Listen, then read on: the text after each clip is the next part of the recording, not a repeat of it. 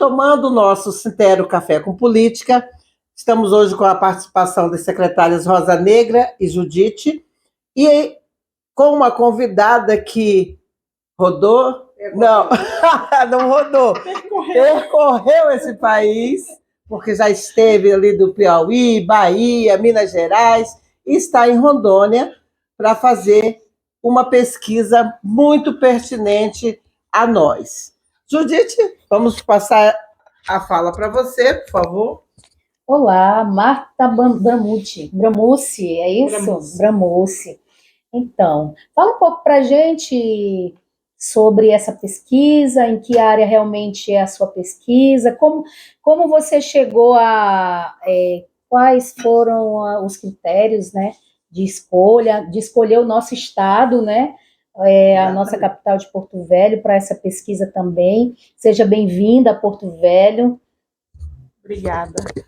Então, bom dia a todos. Esta pesquisa, primeiro eu sou da Universidade Federal do Piauí, né, do Programa de Políticas Públicas. Certo. Essa pesquisa tem como objetivo fazer um levantamento e analisar o encarceramento de mulheres. Esta análise é feita a partir da interseccionalidade, raça, gênero e classe. Tá? Interessante, né? Então, e aí esse levantamento é feito pensando que a prisão surgiu a partir da continuidade do projeto colonial. Tá? Isso é importante. As pessoas negras saíram da senzala e foram direto para a prisão. Né? Então, a minha proposta é analisar a prisão desde lá do projeto colonial, fazer esse levantamento, tá? E chegar ao momento em que nós estamos hoje. Por que surgiram as prisões? Com que objetivo? E por que a prisão continua existindo até esse momento? Já que a gente tem pesquisas, a gente tem estatísticas que já dizem e já dão conta de que a prisão de fato não socializa e muito menos deveria ser, né? Isso, e deveria ser o objetivo, não socializa e não ressocializa ninguém, né? Quando a gente fala em socializa, é porque às vezes essa pessoa também presa nunca esteve de fato inserida na sociedade, né? Então a prisão não insere e não reinsere na sociedade. A prisão não tem cumprido esse papel. Na verdade, ficou mais uma herança dentro do processo histórico escravocrata, um país que sempre esteve ali submetendo essas minorias, né, a esse tipo de imposições. Sim. E aí continua, pelo visto. Continua. Então, e aí a prisão... Bom, sim, aí eu fiz um levantamento, nós fizemos, né, a partir de conversa, né, das orientações, né, as orientadoras e co-orientadoras do programa de doutorado, né, nós fizemos um levantamento e a partir desse levantamento a gente identificou o seguinte, que a ideia é pegar América Latina. Bom, mas a gente não pode pegar todos os países da América Latina, tá? Então, a gente precisa de trabalhar com o Brasil, né? E aí, o outro país foi selecionado o Peru. Por que o Peru? Porque o Peru tem o maior número de mulheres encarceradas da América Latina, proporcional ao número de mulheres habitantes no Peru, tá? Sim. Esses dados são de 2021, tá? É do site Estudos da Prisão, certo? E o Brasil está em 4º lugar no encarceramento de mulheres, também proporcional ao número de habitantes. Então, Marta, a Rosa aqui está se roendo para fazer perguntas para ti, porque essa pasta de gênero e etnias é com ela. Sim, Rosa, fica à vontade. Bom dia, né, a todos os nossos trabalhadores, trabalhadoras e comunidades em geral. Estamos aqui com essa pesquisadora, né, fazendo esse levantamento em Rondônia. Ela já falou que escolheram o Brasil e o Peru. falou por que escolheram o Peru. Então, nós queremos saber como que foi a escolha do Brasil. E os estados, quais são os estados do Brasil que vocês estão fazendo esse levantamento? À frente da Secretaria de Gênero e Etnia, a gente tem a oportunidade de estar em vários espaços fazendo esses debates. E sabemos que as mulheres negras, elas estão no topo de todas as violências, inclusive nas cadeias, né, a privação de liberdades. Então, a gente tem esses fatores, a gente tem esse levantamento, todos os institutos de pesquisa, DIEESE, todos traz as mulheres negras aí no topo de todas as violências. E eu queria saber de vocês, nesse levantamento, nessa pesquisa, se esse encarceramento de mulheres negras, ela também está no topo, né, do encarceramento, e como que vocês estão, além da pesquisa, como que vai ser esse diálogo pós-pesquisa com os gestores que estão aí na gestão pública? Sim, ótimo. Então, deixa eu falar rapidamente sobre a seleção dos estados do Brasil. O Mato Grosso do Sul, ele foi primeiro selecionado porque ele tem o maior número de mulheres encarceradas, levando em consideração o número de mulheres habitantes no Mato Grosso do Sul. Tá? Esses dados também são de 2021. E agora a gente tem um número diferente a partir do andamento da pesquisa, né? E aí, primeiro, a gente selecionou o Mato Grosso do Sul por conta disto, e aí a ideia era fazer somente um estado do Brasil, o estado do Brasil e Lima, a capital do Peru. Só que aí também surgiu Rondônia, surgiu a ideia de, nossa, o estado do norte seria muito interessante e tal. E aí, como eu consegui a autorização para fazer tanto no Mato Grosso do Sul quanto aqui em Rondônia, em Porto Velho, ao mesmo tempo, eu falei, não, então a gente tem que ir também, então vou também para Rondônia, pronto. E aqui estou eu. E aí, sobre o encarceramento de mulheres a partir da cor, raça, né, existem levantamentos do Infopem que dão conta de que 65% das mulheres encarceradas são negras. E quando a gente vai lá no sistema prisional, quando a gente faz a pesquisa lá, a gente de fato identifica isso. Eu venho fazendo essa pesquisa sobre encarceramento de mulheres desde o mestrado. Eu comecei lá atrás, no mestrado, a partir de uma experiência minha como servidora no sistema prisional. E aí eu comecei a identificar que a maioria dessas mulheres são negras, são pobres e tal. Aí iniciei essa pesquisa lá. Quando eu cheguei no sistema prisional aqui, em Porto Velho, eu identifiquei que, de fato, eu não entrevistei todas as mulheres, não é possível entrevistar. A minha pesquisa é uma pesquisa quantitativa, a partir do levantamento, mas é uma pesquisa qualitativa, não é possível, é uma pesquisa de análise, não é possível entrevistar todas. Mas, pelo que eu entrevistei, a maioria são negras. Só que a gente tem uma dificuldade de se declarar negra. É muito interessante esse ponto, né? Também. Né? Sim, a gente tem essa dificuldade. Esse reconhecimento, inclusive, é uma discussão nossa, né? É uma discussão nossa dessa questão da declaração de raça, até com o protocolo de entrada. Sim, porque o protocolo de entrada, inclusive a gente discute isso nas delegacias, né, delegacia de mulheres, que o protocolo ele não especifica.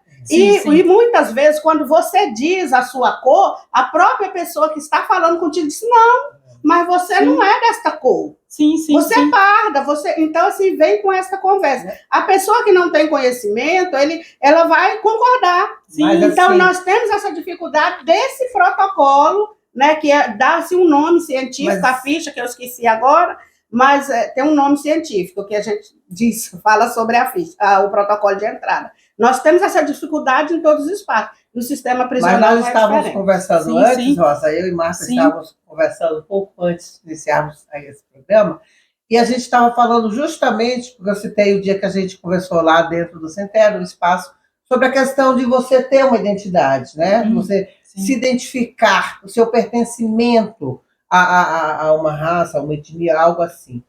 E eu disse a ela, E ela falou, porque eu esperei que ela falasse comigo, disse, como você se define, né? Como que você se vê? Diga aí, Marta, por favor, como foi que você... Então, a gente tem, de fato, tanta dificuldade que eu fui me reconhecer, me entender como pessoa negra, como preta, isso faz pouco tempo, pouquíssimo tempo. Porque quando a gente nasce, já vem lá na certidão de nascimento da gente branca. Pronto, e aí a gente vem pensando que é branca. Depois a gente começa a analisar a ancestralidade da gente. Bom, então eu não sou branca, eu não sou. E aí, e quando a gente vai para o sistema prisional, quando a gente conversa com essas mulheres, a gente percebe isso claramente. Preto é feio, preto é sujo. Essas mulheres falam sobre isso. Elas falam, eu durante a minha infância, minha adolescência, eu fui chamada de preta, de macaca, de fedida, preta, né? isso, Preta de fedida, feia, né? de nomes que a gente até não quer repetir. Eu era chamada de Tizil. Ou seja, o que é preto é ruim, e aí ninguém se declara preto por isso. E além de tudo isso, ainda existe a questão do racismo, da discriminação, né, na sociedade. Isso é muito grave. Então, a gente demora um pouco para entender isso. Eu estava até falando com a Judite, é questão de tempo. É questão de tempo mesmo. Mas e aí, isso é muito claro na nossa sociedade. Ontem eu desci do apartamento, né, eu moro num condomínio, e peguei um carro. E aí aí eu falei, nossa, eu estou tão cansada, eu realmente estava cansada. Aí ela olhou para mim e disse assim, você trabalha aí? Então, nesse condomínio, era inimaginável uma mulher preta morar no espaço. Sim. Então, ela já disse, não, é empregada doméstica do condomínio. Uhum. Então, a gente realmente tem essa dificuldade. E esse debate ele é muito importante, porque eu, enquanto mulher preta, eu enfrento isso no nosso dia a dia. Até nos órgãos públicos, em pessoas que são formadas, né? Eu fui tirar meus documentos e a mulher insistia comigo para colocar na minha ficha parda. E eu dizia, moça, troque a ficha, eu não vou assinar. Coloque preta. E ela dizia, mas você não é preta, você é parda. E aí e o chefe dela, do cartório, ficava me olhando, tipo assim, como? Tá aí na ficha? Eu disse, não assino, eu só assino quando você mudar esse parto por preto, porque eu sou uma mulher preta. Sim. Então, a gente tem essas dificuldades, imagino, então, quando você está dentro do sistema prisional. Quando você está dentro da prisão, você vai dizer privado, que é preta? Você vai dizer que é preta naquele espaço? Não tem como, porque a vida toda você teve que embranquecer de alguma forma em algum espaço para caber, não sei como que fala essa palavra, para estar naquele espaço, para fugir do preconceito, para ser aceito naquele espaço. Então, assim, é muito complicado isso. Quando a gente chega no sistema prisional, né, eu também tive a oportunidade de estar com essas mulheres encarceradas em Porto Velho, através do Conselho Estadual das Mulheres. Nós também temos as comissões que visitam o sistema prisional, e fiz um trabalho, tive a grata, né, satisfação de fazer um trabalho junto com a Rosângela Hilário dentro do sistema prisional. Então, foi muito interessante, é um aprendizado para a gente, né?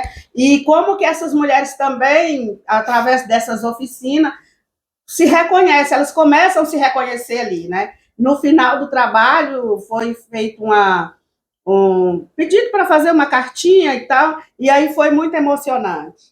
Porque a Rô já vinha fazendo esse trabalho há algum tempo, e nós fomos lá finalizar essas oficinas. Eu fui fazer uma oficina de turbante, inclusive lá no sistema.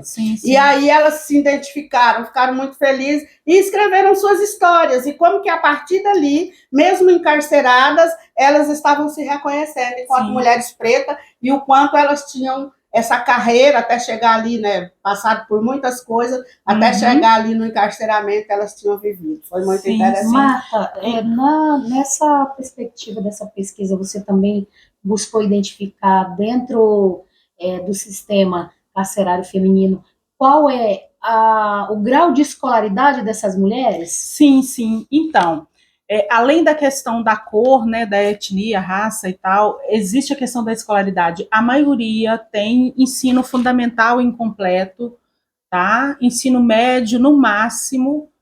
Poucas, né? E poucas com ensino superior, pouquíssima superior incompleto. A maioria são assim. São mulheres, a maioria dessas mulheres são mulheres que são responsáveis por filhos sozinhas, né? Ou seja, existe aí uma questão de gênero também. A mulher que é responsável pelos filhos, né? Aonde estão os pais? Não, a mulher mesmo presa, ela continua lá responsável pelos filhos. E quando você conversa com essa mulher, quando você pergunta para ela onde estão os filhos, com quem estão? Normalmente estão com outras mulheres. Com as avós. Estão as avós, com as tias, não estão com os pais, normalmente. Cadê a figura masculina? Então, aí a gente vê também essa questão do gênero, né? É muito presente isso, né? A mulher sempre é responsável pelos filhos sozinha e tal. E muitas vezes essa mulher ela é responsável também pelo sustento, pelos cuidados com os outros, né? Com os mais velhos, com os pais, Com né? os pais. Normalmente elas incapacitados. elas são assim também. Isso. E aí a gente só completar aqui. E aí a gente tem uma preocupação muito grande com relação a essa questão. Se essas mulheres estão presas e elas são responsáveis sozinhas pelos filhos, e esses filhos estão lá com a avó e tal, ou com a tia, e às vezes nem está com a avó e com a tia, porque essas também não estão dando conta. Às vezes está outra pessoa que fora da família e tal. Então, como estão essas crianças? Como estão esses filhos? E aí, ontem eu estava até conversando com a servidora lá na unidade prisional e perguntei para ela como é isto. Existe essa parceria com os CRAS lá nas comunidades, com os CRAS, com os CREAS nas comunidades, de onde essas mulheres vieram, para saber como é que estão esses filhos lá, quem é que está cuidando desses filhos, como que está isso lá. Isso aí é uma coisa, e a gente precisa atentar para isso, né? Para essa parceria aí, porque a mulher está presa, os filhos estão lá, bom, e aí, o que vai ser desses filhos? Eles precisam de cuidados, né? Aonde é que a assistência social do município entra nisso aí? O Estado não chega, né? Aqui, Marta, não consegue, o Estado não consegue fazer esta intersecção, né? A mãe está presa, né? Foi privada de liberdade. Essas crianças, o Estado ele não consegue linkar e não consegue ter esses dados. Então, nós temos crianças que estão também numa situação de muita vulnerabilidade social e também sendo na mão de predadores. Sim, né? sim. Não é à toa que nosso Estado ele é o Estado que é o terceiro que mais estupra crianças e mulheres. Sim. Então, nós temos toda esse, não sei como que diz, esse arcabouço de informações que deveria estar linkado com o sistema, né, prisional, e não está. Então, essas crianças são captadas principalmente para o tráfico, né, para a prostituição infantil. Então, tudo isso entra nesse... Mas só lembrando que a gente... não falou, a Marta é formada, ela é assistente social, então essa é a preocupação da área dela. Uhum. E eu também, só para reforçar, Marta, qual em que lugar, qual posição que o Rondônia ocupa nesse levantamento que você fez para a sua pesquisa? 5º lugar. Rondônia está em 5º lugar no aprisionamento de mulheres. Dados de 2021 também. A nível de Brasil. A nível de Brasil. Né? Isso.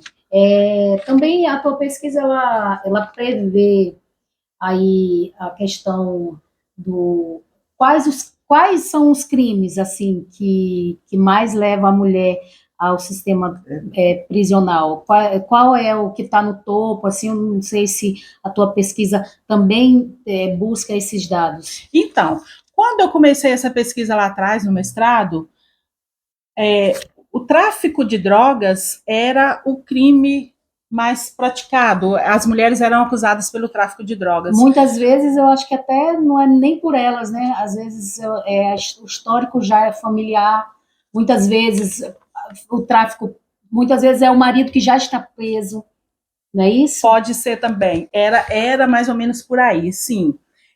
Mas existia o tráfico em função do companheiro, né? Era levada pelo companheiro, mas existia o tráfico também, essa mulher não era levada por ninguém, tá? Ela ia, mesmo por uma questão, muitas vezes, por uma questão de, voltando ao que a Rosa Negra falou aqui, questão de ausência do Estado, né? A gente precisa pensar na questão da ausência. A mesma falta de políticas públicas que essa mulher sofreu lá atrás e o que muitas vezes encaminhou ela para o crime, os filhos agora estão nessa mesma posição. Exatamente. Então a gente vê aí um círculo, né? Bom, mas isto em 2017, 2018, quando eu fiz a pesquisa de mestrado, o tráfico era a maioria. Agora, nesse levantamento que eu estou fazendo aqui agora, parece que não é mais o tráfico, parece que o tráfico não está em primeiro lugar, não. Mas eu ainda não consegui fechar esse levantamento. Inclusive, hoje eu vou pegar essas informações, eu ainda não consegui, mas o resultado disso sai daqui 2 anos, quando eu tiver com a tese pronta. E a sua pesquisa? Nós estaremos esperando e aguardando ansiosos para saber. E a sua pesquisa, ela identifica, dentro do sistema prisional, diferenças entre o tratamento das encarceradas pretas e brancas? Você já fez essa fala, tem essa identificação? Sim, sim. Porque, assim, já para dar um parâmetro, né, eu não lembro o nome de uma presidiária bem famosa, que foi presa, aí ela foi acolhida, foi levado o filho para ela amamentar. Acontece a mesma coisa hoje no sistema prisional com as mulheres pretas? Ou você não identificou? Então, as mulheres, eu até perguntei, conversando lá, né, com as servidoras e tal, se tem diferença, e perguntei, fiz essa pergunta também para as próprias internas, e elas disseram que tem diferença, sim, que existe diferença. A mulher pobre, ela